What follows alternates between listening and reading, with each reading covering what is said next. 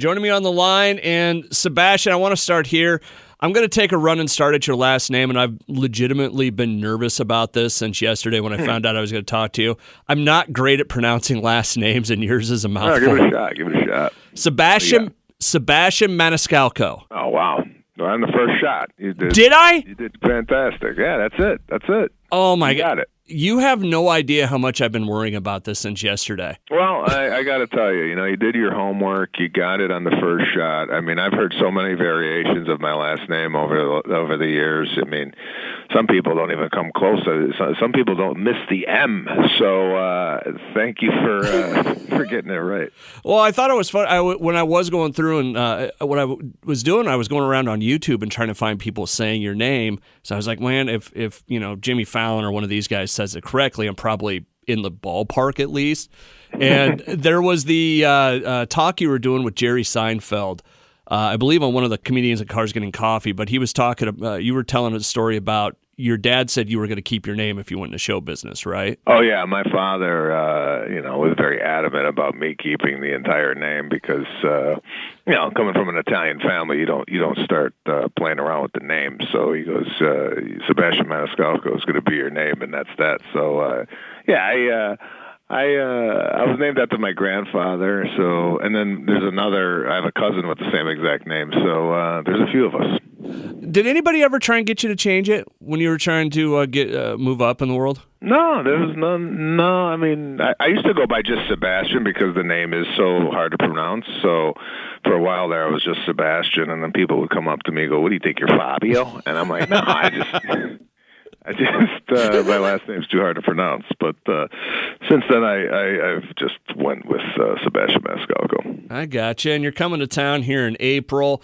Nobody does this tour. Is that correct? Yeah, so it's been really great to get back up on stage, especially after taking 15, 16 months off, whatever it was. So we've been touring since May, and there's really been no hiccups in the tour except for some shows that we had to reschedule at the end of the year in New York just because the variant was at its peak there. But, from what I've seen, people are dying to come out. They're dying to laugh. They've been cooped up. I can't believe we're going on 2 years of this thing, and it's just time to get back to some type of a normal life. So I'm having a ball.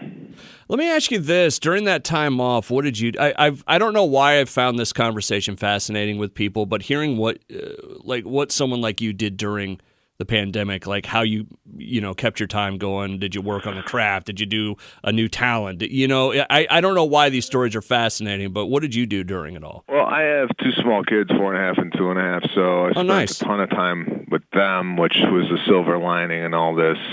But it was tough. I mean, just like everybody else, I was home day in, day out, and it was hard because in the beginning we weren't seeing anybody. No one was hanging out. The kids, we didn't want the kids getting it because we didn't know what effect it would have on them. So basically, I was my kid's best friend for the first 4 or 5 months, and there was no new skill I learned, the piano or the violin. I know some people took up a language. It's like whatever I know. I'm not learning any new skill sets at this age. So I poured a lot of my time into my kids. I did a lot of cooking like everybody else did. I made them breakfast, lunch, and dinner. I felt like I was running a hotel over here. But it was fun, but it was a little nauseating in regards to not being able to work because it's very therapeutic for me to get up on stage and do stand-up comedy. And when it was taken away from me, I was a little bit lost on kind of what to do, but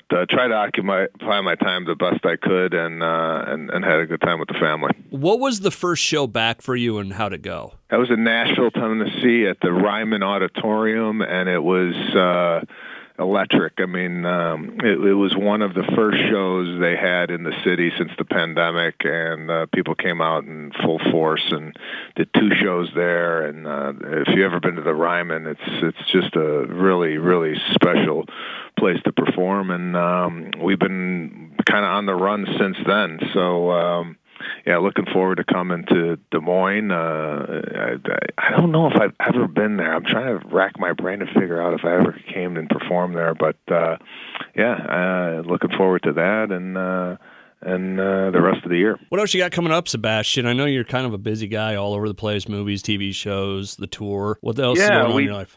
Did a movie. I co-wrote a movie loosely based on my life. It's a love story about a father and a son, and it's a comedy. And Robert De Niro plays my father, which was surreal for me. I mean, I worked with De Niro in The Irishman, and then we got him the script, and I didn't think he was going to even see it, let alone agree to it. And I was with him for 6 weeks in Mobile, Alabama, doing this movie, and learned a hell of a lot about acting, and he was just really a pleasure to work with. I mean, quiet guy. I mean, it's not like we were going out partying every night at all, but he was a pleasure to be around. And Kim Cattrall is in it. Leslie Bibb plays my wife, and got some really good people in the movie, and looking forward to it coming out hopefully this year. Was that the first movie you've written? Yeah, I didn't even think it was going to see the light of day. Me and my buddy kind of wrote it on